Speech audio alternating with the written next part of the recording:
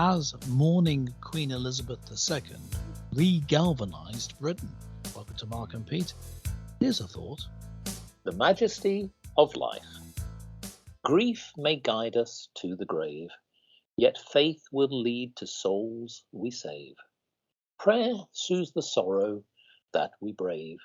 The spirit will rise from what God gave. Now, Queen Elizabeth II has been lying in state, and the mourners have been passing by, but the queues have been for many, many miles. What's extraordinary about this is it's not just from people from Great Britain, it's from people from all over the world. So, Clergyman Pete, I ask you, has the passing of Queen Elizabeth II and this mourning period really galvanized not just people from this land, but from many, many other lands far and wide? Well, Businessman Mark, it's been interesting to see the response in that people who you thought were actual Republicans and weren't in favour of the royalty suddenly reveal their love for the Queen. It's not universal, but it is very widespread, and by far the majority of people who I come across in my work in the parish wanted to mourn the passing of Queen Elizabeth, and in a traditional manner. For example, in my local church that I run in Seacombe, having the flag on the flagpole at half-mast, the Union flag at half-mast. Traditional things like this, people suddenly wanted them. And it seems like there's something deep, like there's this concept of deep lore, L-O-R-E, or deep magic. There's something in Britain, in the soil, in the land, in the rituals that have grown up over time, and in the royalty and being loyal to your country and your queen or king, that's somehow in people, even though they didn't realize it until the Queen died. So, yeah, I think it has the potential to be a real moment of change. Yes. I mean, already Britain feels different. It was feeling rather a depressing place. Paradoxically, the death of the much-loved Queen has changed that. It doesn't feel such a dark place anymore. No. Because we remembered something, maybe remembered something about ourselves and about who we are because of mourning the Queen.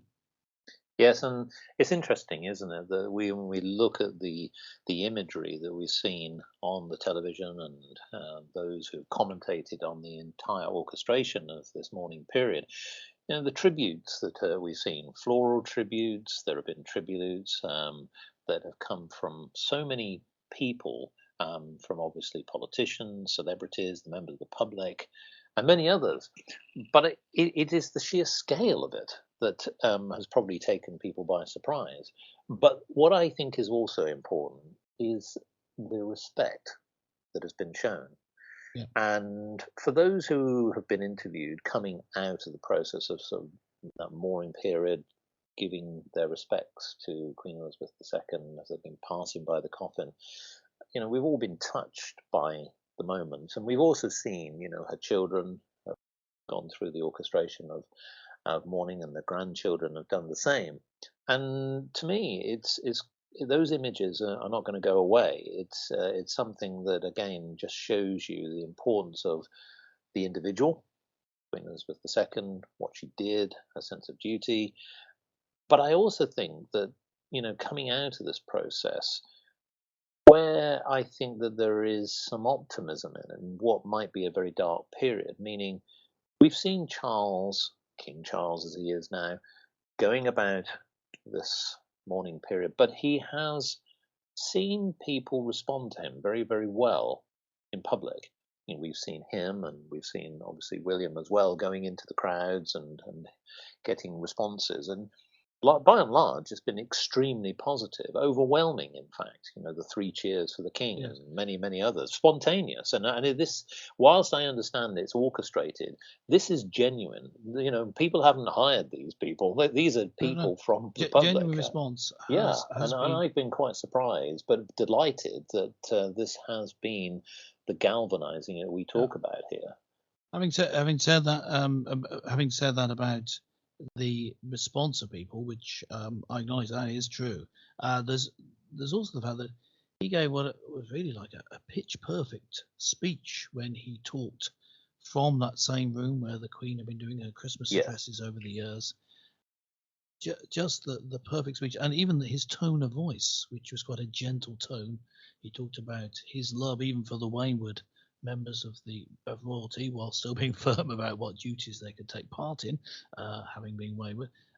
He was able to get across his commitment to the Christian faith, to the church, while still showing his tolerance of other religions and his commitment to the Constitution. So that was just a perfect speech in the moment. But it seems that even his mistakes have worked in his favour. At least this is my interpretation of it. He had a problem with a pen which leaked over him, which is very irritating. As a church minister, I have to use this special ink pen to sign the ledger, and it's permanent ink. And if you get it on you, it's just really annoying. I know his feeling if he's doing that sort of signing when it's important. You can't get the document wrong, the ink goes all over you. This is just terrible, and he referred to it as being a stinking pen. I got annoyed. This was, of course, broadcast on video with endless repeats being shown around the world. Then later, when he met a member of the public, they reached over as he was going around shaking hands and gave him a pen and said, "Just in case." And then he took the pen and laughed, quite genuinely thought it was funny.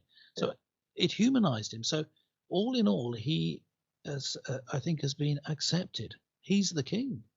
And now going forward, what does that mean? Well, I don't know what you think, Mark, in terms of culture, but as business as well. This is a good thing, surely. That I think it is regalvanizing Britain, and maybe with this new confidence, we can go forward from this time forward instead of the sort of a feeling of depression, and we're not going to make it. We can't make it on our own as Britain outside the EU, etc., etc. We can pull together and be more confident and make our way in the world. What I do think is, and again, it's always very difficult to put a business slant on this because it's so personal, but at the same time, we can't ignore the fact that the monarchy generally does bring in a lot of revenue for our country. Having said that, taking the subject out of the scope of business, what I do think is that Charles, as we've talked about in previous episode, has a golden opportunity where he's starting to show his mantle, his ability to be able to take on this role. And I think that people are seeing that now. There were a lot of questions beforehand, but I think that this mourning period is something which obviously is solemn. But what we've seen is a man who's seen it through. He's, as you quite rightly say, the tone has been perfect. There are always little things which go wrong, the light moment with the pen. But again, it's interesting is it brings that sense of that human quality to it, which you do want. I think, again, that what I like about Charles, and this is, again, I will highlight a personal view, he's been in an unusual position because he's been the Prince of Wales for such a long, long time. So we've got to know him as a character. We've seen good and bad, from when he was obviously growing up, and obviously we've seen the highs and lows, and that's unusual for a man in waiting. But nevertheless, I think we're going to see him come to the fore, and we will start to see another side to him. I don't think it's a bad thing that we necessarily hear his views. Some people are concerned that this mourning period isn't a time to come out and now start, getting into his role and giving his opinions on the environment and many other things. I think there's a balance, and I think that he's smart enough and will be guided enough to get that balance right. And so I'm optimistic. And so in summary, what I would say here is this is now a time for not just Britain to galvanize, but maybe an opportunity for others to think about how they think about royalty and what we as a nation can deliver to the rest of the world. Yes, well, yeah, I think that's the point. Just in closing, I think it's a bit like the passion that people feel, for example, the English football club or the British Olympic team. Feel pride in supporting them.